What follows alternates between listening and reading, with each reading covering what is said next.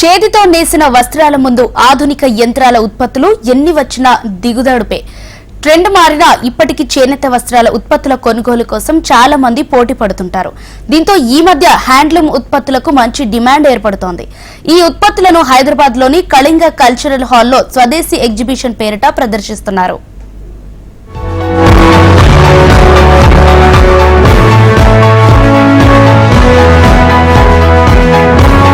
మారుతున్న కాలానికి అనుగుణంగా ప్రజలు దుస్తులు వేసుకునే విధానంలో చాలా మార్పులు చోటు చేసుకుంటున్నాయి. ఒకప్పుడు మగ్గంతో నేసిన వస్త్రాలకి ఎంతో ప్రాధాన్యత ఉండేది. కానీ క్రమక్రమంగా చేతి వస్త్రాలకు ప్రాధాన్యత తగ్గి ఎంబ్రాయిడరీతో పాటు కొత్త కొత్త డిజైన్లతో దుస్తులు మార్కెట్లోకి వచ్చేస్తున్నాయి. దీంతో చేతితో నేసిన వస్త్రాలకు క్రమంగా డిమాండ్ తగ్గుతోంది.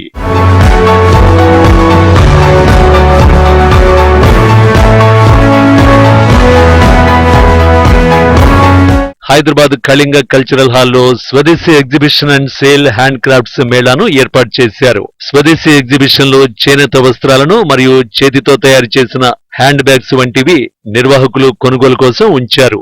అంతేకాకుండా భారతదేశంలో ఉన్న అన్ని రాష్ట్రాల ఉత్పత్తిదారులు తమ ఉత్పత్తులను ఈ ప్రదర్శనలో ఉంచారు. ఈ ఉత్పత్తులు చాలా బాగున్నాయని కొనుగోలుదారులు హర్షం వ్యక్తం చేస్తున్నారు. సిల్క్ ఎక్స్పో చాలా బాగుంది. అంటే హ్యాండీక్రాఫ్ట్స్ అంతా దూరం అయిపోతుంది. అంత పవర్ లూమ్స్ వచ్చేసినాయి. హ్యాండ్లూమ్స్కి ఎక్కువ డిమాండ్ లేకుండా అయిపోతుంది.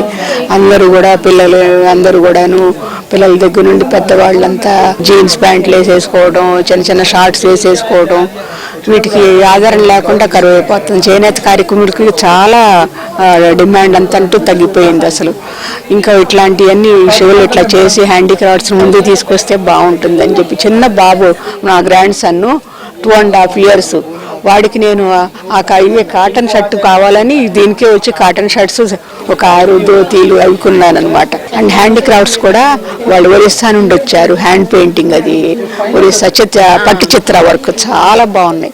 తాటాకుల మీద వేశారు చేతితోటి. వాళ్ళు ఆ పని ఫస్ట్ నుండి చిన్నప్పటి నుండి భయపడితే అదే నేర్చుకుని ఉంటారు. వాళ్ళు అట్లా మరుగున పడిపోతున్నాయి. చేతి వృత్తులన్నీ మరిగైపోతున్నాయి. వాటిని ముందుకు తీసుకురావాలి.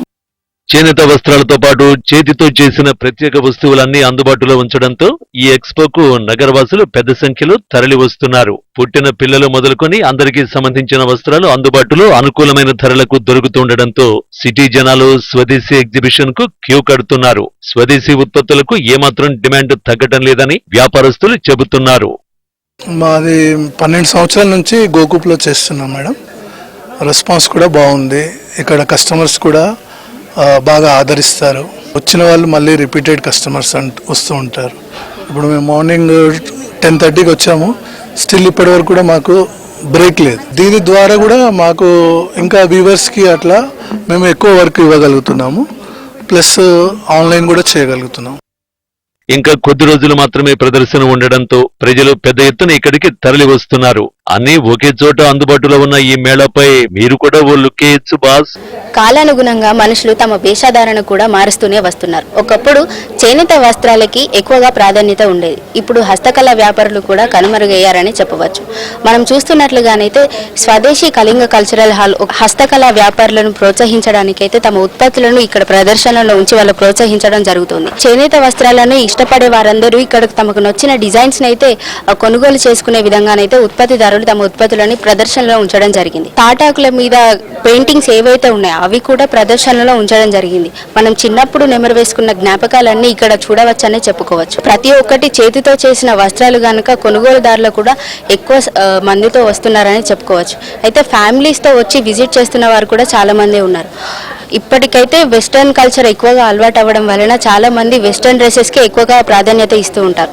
అందుకోసం అని చెప్పేసి ఒక్కసారి కాకపోతే ఒక్కసారి అయినా ఇక్కడ చేనేత వస్త్రాలు ధరించాలన్న ఒక ఆలోచనతోనైతే చాలా మంది ఇక్కడికి రావడం జరుగుతుంది. మనం చూస్తున్నట్లుగానైతే చాలా మంది పెద్దవారే ఇక్కడ ఉన్నట్లుగానైతే తెలుస్తుంది. వాళ్ళ కాలంలోనైతే చేనేత వస్త్రాలు ఎక్కువగా ధరించేవారు కాబట్టి అదే చేనేత వస్త్రాలు ఇప్పుడు మళ్ళీ ప్రదర్శనలో అందుబాటులో ఉండడం వలన ఇక్కడికి వచ్చి ఒకేసారి కొనుగోలు చేసుకొని వెళ్తున్నట్లుగానైతే మనకు కనిపిస్తుంది. అయితే ఇక్కడ ఓన్లీ చేనేత వస్త్రాలు మాత్రమే కాకుండా హస్తకళ వ్యాపారులు ఎవరైతే ఉన్నారో తమ ఉత్పత్తులను అయితే ఇక్కడ ఉంచడం జరుగుతుంది. అయితే గృహాలంకరణకు సంబంధించిన వస్తువులు కూడా ఇక్కడ అందుబాటులో ఉన్నాయనే చెప్పుకోవచ్చు. అయితే భారతదేశంలో ఉన్న వివిధ రాష్ట్రాల నుండి వచ్చిన వారందరూ తమ ఉత్పత్తులను అన్ని ఇక్కడ ప్రదర్శనలో ఉంచుతున్నారు. ఏదేమైనప్పటికీ భారతీయ సంపద కాబట్టి ఇవన్నీ కాపాడే బాధ్యత మన మీద ఉంది అనే చెప్పుకోవచ్చు. వీడియో జర్నలిస్ట్ రవితో Gautami, reporting from Hyderabad, HM TV.